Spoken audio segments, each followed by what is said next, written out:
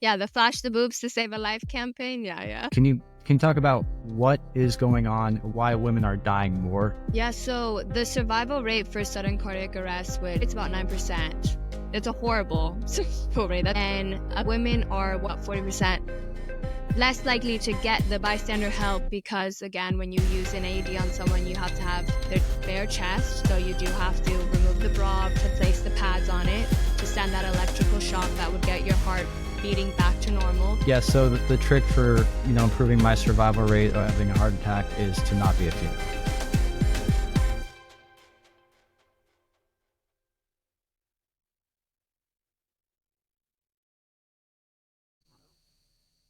This is the 1% Heart, a podcast where we discuss millions of Americans with congenital heart defects or CHDs.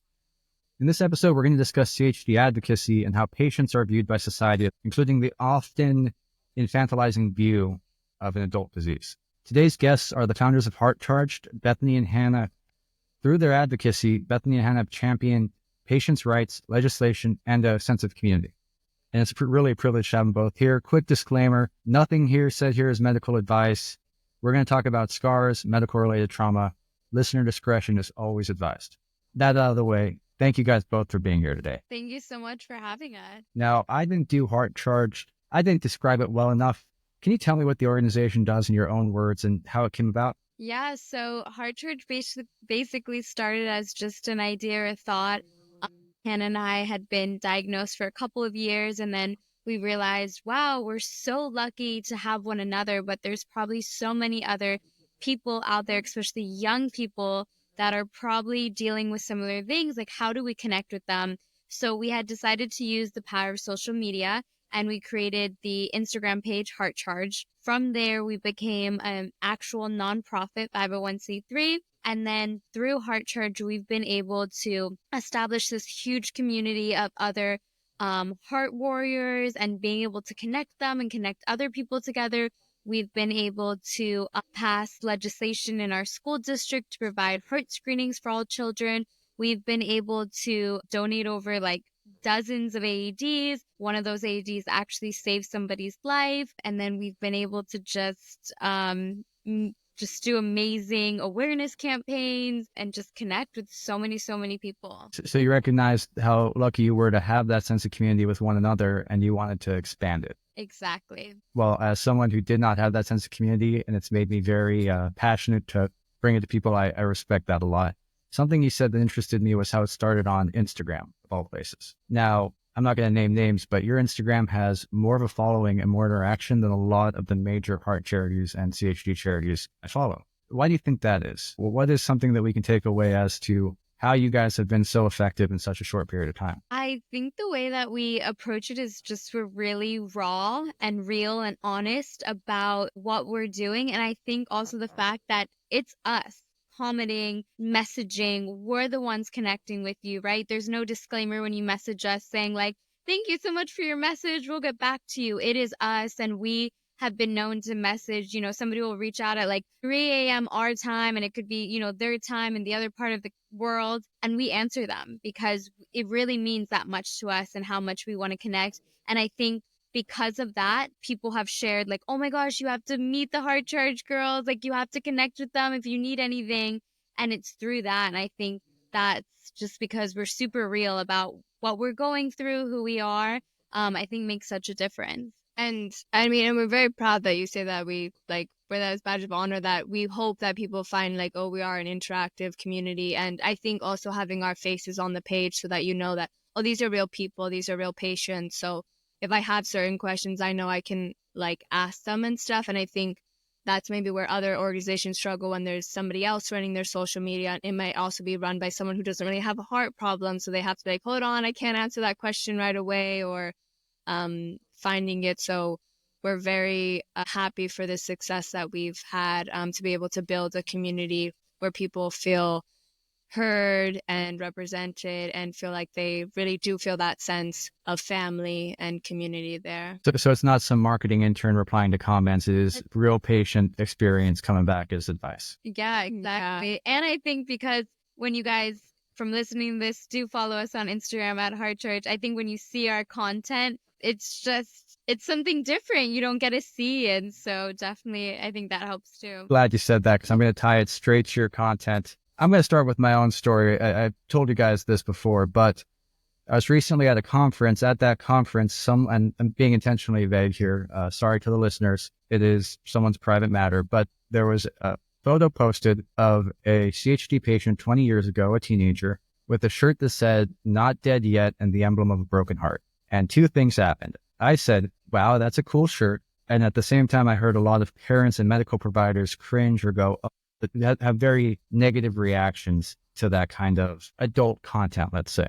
Tying that back to your Instagram, I'm worried that CHDs are still seen as a childhood disease, even though 2/3 of the millions of people living with them are adults now. We're living longer, we're living better, but why aren't we seen as adults? That's a big question to just throw at you. Yeah, I think it's a struggle, and I think that's kind of why we felt I think there's such an age gap, right? When you think of CHD, you think like, oh, babies are 1 in 100, like babies are born with a CHD, and then you think, oh, heart disease is an old person's disease. And then you're like, where is the representation for teenagers and young adults and, other adults? And so I think that's kind of why we sort of like, yeah, where's that young perspective on it? And like referencing that sort of like not dead yet, it's like a lot that you can, like, we can relate to that. Like, oh, wow, I'm not dead yet. And I think you kind of have to face mortality and it changes you. And I don't know why then we even have had experiences by our doctors, I think, going from pediatric to adult, and you still feel seen as like, oh, we weren't told stuff because, oh, you're too young or we don't want to upset you. But it's like,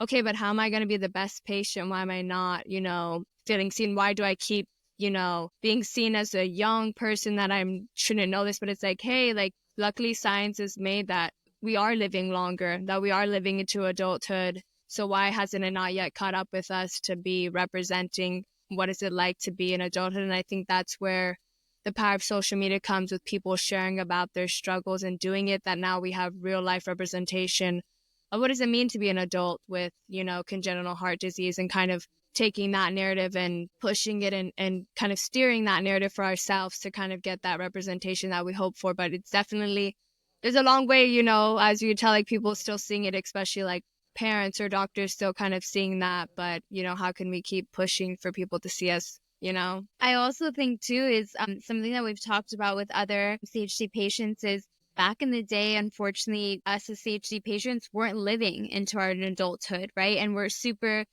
glad that medicine and things have changed, and now that we are. But I think because, or how I feel personally, is like the kind of things revolving around anything with heart conditions, especially for people in like adulthood and young adulthood, is so vague, and there's not much research and study out there. And so I think there's like a huge lack. And so then people don't know how to talk about, getting to be able to still be young and live your life while, living with this condition. So I just think there's like a huge lack that we haven't even discovered yet. So yeah, that makes it like kind of hard. So I'm a numbers guy. I'm going to put some numbers to what you just said because you're exactly right. You are spot on.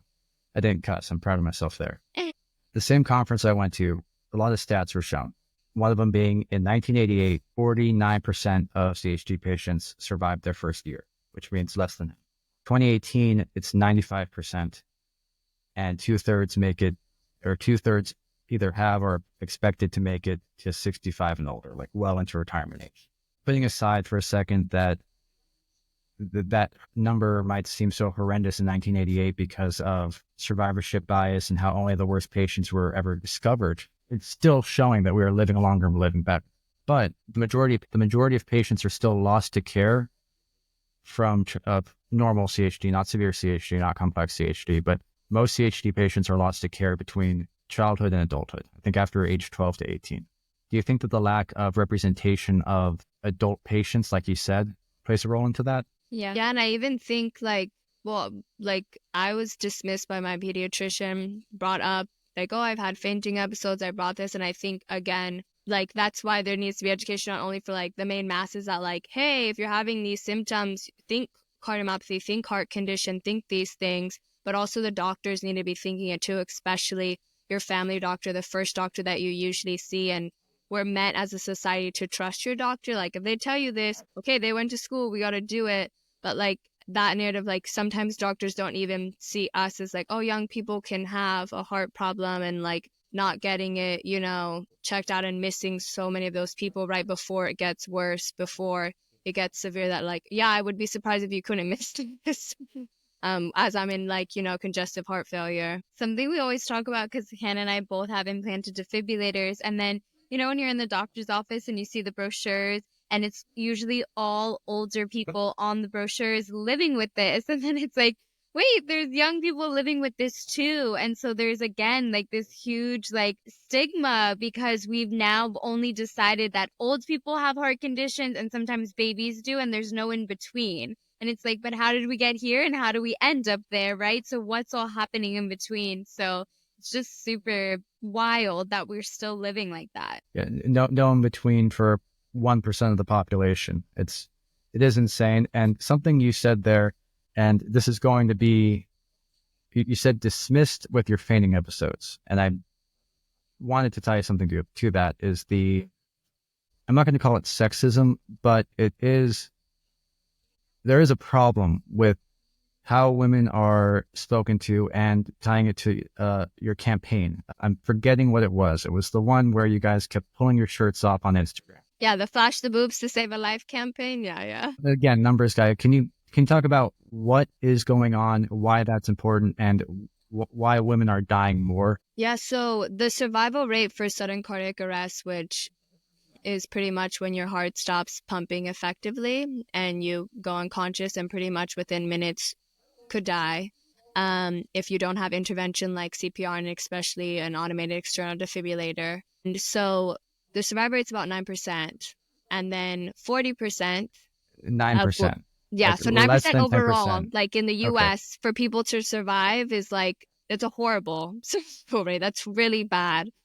And it could go up to like over 70 if people were trained on CPR and AED and knew what to do and knew the signs, and were more well aware of it. So it's like, it shouldn't be a thing, especially when we already have horrible survival rate, that we should have equity in survival. We should have way better, survival. So we kind of took it to the whole, again, it's that whole health stigma that boobs, that because people started idolizing them and viewing them as something that like, oh, I can look at these in private, but in public, I cannot be looking at these. So we kind of did our campaign to kind of get people, one, talking about that survival rate, and get people changing their opinion on, wait, if someone, regardless of who they are, whether they have lumps of, tissue or fat on their chest, should have the same chance of getting help during cardiac arrest. And so we did what we needed to do, and we kind of made content that would get people talking. So we had to kind of flash our boobs to get people's attention, and also to like accurately portray where the pads would go and what that would look like in that thing. Of course, when they're on the internet, we have our black bars and they're blurred, so you're not really seeing boobs. Sorry for the listeners who want to see that. But then we did something creative again and did a sudden cardiac exhibition that's, it just ended today actually in the UK, and that's also going to be now brought to America next year, where we had paintings to kind of show the beauty of saving a life. And you could see, like, when I go to a museum, you'll see boobs on display, and that's not considered like, oh, you're just like, that's art, right? That's supposed to be beautiful. That kind of bringing that and drawing the pads on it. So when people see boobs, they see, oh, I see pads. I'm seeing a life being saved. I'm not just seeing like, ooh, boobs. It's like, no, you see past and you see that person there who cannot do anything because they're unconscious. And when you act fast, you could save their life. And so that's kind of what we're pushing for, to kind of get people. And a lot of people would message us and say, I had no idea about this statistic. Oh my goodness. And yeah, that's me. Yeah, exactly. And get people thinking about it. So we're very much big on, like, when we learn stuff, we want everybody else to learn it too, so that we can help change the statistics, because they're not really in our favor at the moment. Yeah. So the trick for, improving my survival rate of having a heart attack is to not be a female.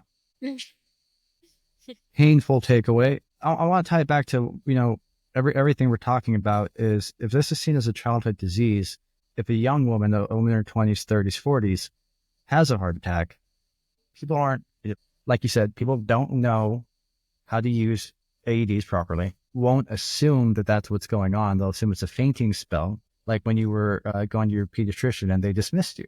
And even if they knew what was going on, they don't want to take off the woman's shirt. If it was a child or a baby, I think they'd be more likely to, just like if it was a man, maybe not an AED per se, but more likely to see it as something severe. And I'm just trying to tie it back to how this is still seen as a childhood disease and what we can do. And your Instagram has a lot of followers. You guys have gotten legislation passed using public support and very coherent ideas. If you had to really simplify it for someone like me or someone listening, what can they do to help build on this?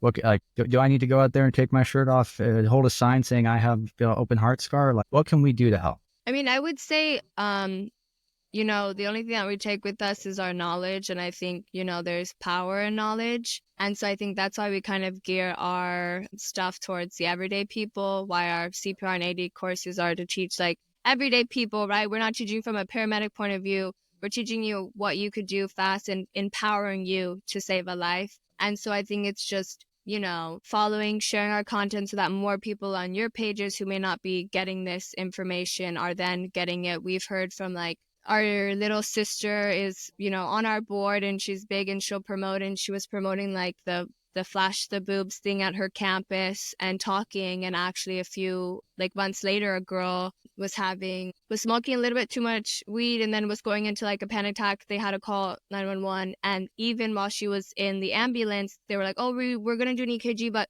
we don't want to kind of like show off your boobs, so like we're just gonna wait till we get to hospital. And she's like, no, you can flash my boobs, you can do, I want you to do that test now. And right, like that's not even with her going into cardiac arrest, but again, there's stuff in the medical field where they're like, oh, we don't want to see the woman's breast, but it's like empowering yourself as a patient. So when you get put in those situations, you go, no, no, no, I know my rights, I know I want this testing. So I think it's really just like, like sharing information with each other, because this is life-saving information. These are life-saving skills that everyone should know and be well aware of. And the fact that heart disease is the number one killer and no one sees it as the epidemic it is, that we really do need more people talking about it, talking about the seriousness of it, and then knowing that there's things that we can do about it. And I think that coming together and kind of sharing that information with everyone so they're well aware, because the saddest is to see headlines still, especially of young people dropping dead from an undiagnosed heart condition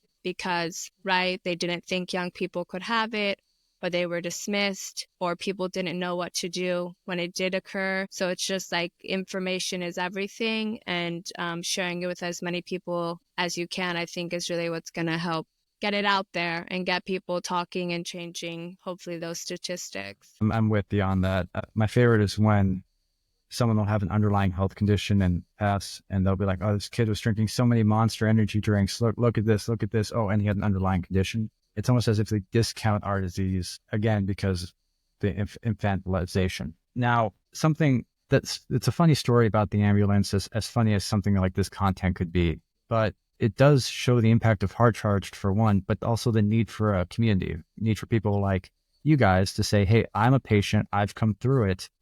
You can't tell looking at me, I'm a normal person. I guess what I'm trying to say here is, how can, building off what you guys do, building off all the great organizations we both work with, building that sense of community seems to be a direct path to saving lives. It's spreading awareness, spreading social knowledge, and hopefully bringing more people into the fold and making this a common knowledge almost. It's weird to say that the most common birth defect, 1 in 100 kids, is not common knowledge, but I don't think I've met many people that haven't had to explain to them what this is. I don't, that's just me spitballing now, but we've covered a lot here, and something I want to end on. You guys have taken something very difficult from your journeys and turned it into something good. After it's all said and done, what does CHD mean to you now? And I don't mean, the definition. I know this one. It's a malformation in the structure of the heart present at birth. Now, what does it mean to you, considering all the crap you've had to go through and all the good you've done? I think to me it means that I'm stronger than I think I am, and that sharing your story means a lot more than you think it does. And it's a beautiful thing, especially when we see parents with kids that are diagnosed with heart conditions early on in their lives, and they'll reach out to us and they'll say, thank you for sharing that photo of you in your bathing suit. Thank you for sharing your scars out. Thank you for showing that I know my kid will be able to have a normal life. And so when I think of CHD, I think of like, oh my gosh, if I can live the most normal life I can. I do have restrictions and stuff like that, and Hannah can, and all the other people we meet, then there's a future for us. There's hope for us, and we don't have to be so afraid. And then maybe one day we can normalize what it looks like, live with a heart condition every day, and people don't have to be afraid to show that off and that part of them. Because I think it's a beautiful thing to have this heart condition, as much as some days suck and it's really, really hard. I think it's something we have to learn to be proud of. That was great. That was great. Just so our listeners know, the only time it's okay for a parent to message a 20-year-old girl about how good she looks in a bathing suit is when they're talking about their kid and how it's helping. Exactly. I want to thank you guys both for being here. We're coming up on time. But before we disconnect, give me one more shameless plug for what HeartCharged is and how we can keep connected. How do I go follow you on Instagram? What's your website? What are you guys working on right now? And that's always the hard question. But no, please Everything? follow us. Yeah. Please follow us at HeartCharged. Our website is getheartcharged.org. And HeartCharged is very much a community. And it's not just people who have heart problems, but it's people who want to do something about it. And if you even look back, you'll end up finding that a lot of close people that have heart problems. So it's really just uniting and fighting for what needs to be done. We like to, not just show the positive, but show all aspects of what it means to be a heart patient and showing the reality of it. Our content is definitely eclectic because, like we said, when we learn something, we want you all to learn something. If we, discover something, we want you to discover it too. Being, creative people, we like to kind of think out of the box and think, why the statistics have been around this long. We have to kind of be innovative of how we address this and get people talking about things that they don't necessarily want to talk about, like death, which is something that comes a lot with having a heart condition. But we are working on always some exciting projects. So you can definitely stay tuned on our Instagram to kind of see what we're coming up with. Being somebody who's a filmmaker, my biggest goal is to then see accurate heart representation in like binge-worthy TV shows or movies and kind of get our message in the mainstream where you can start empathizing with heart patients and see that that's a normal thing and it's okay to have it, but that it makes it a lot easier for people to talk about because we know that this is a non-visible illness or disability. So sometimes it is hard for people to kind of think, is there something wrong with you? But it's nice to know that, if you do get diagnosed with a heart condition or your loved one does, that there's a place for them here on HeartCharged. That, we don't have every heart condition, but we can connect you with people who pretty much closely find the same journey you're on. So we just want you to know that it's a wonderful place. It's one of the positive places on social media that we hope people have felt, represented and seen in. And it's our happy place. So we hope that you'll join us there. Well, as someone who personally has the creativity of a calculator, I appreciate it when creatives like you guys make the content you do to draw attention to the issue in ways that I could never. I could never edit a film, and I could never take my shirt off and get good attention. And that was Bethany and Hannah Keim of HeartCharged, two sisters making a difference.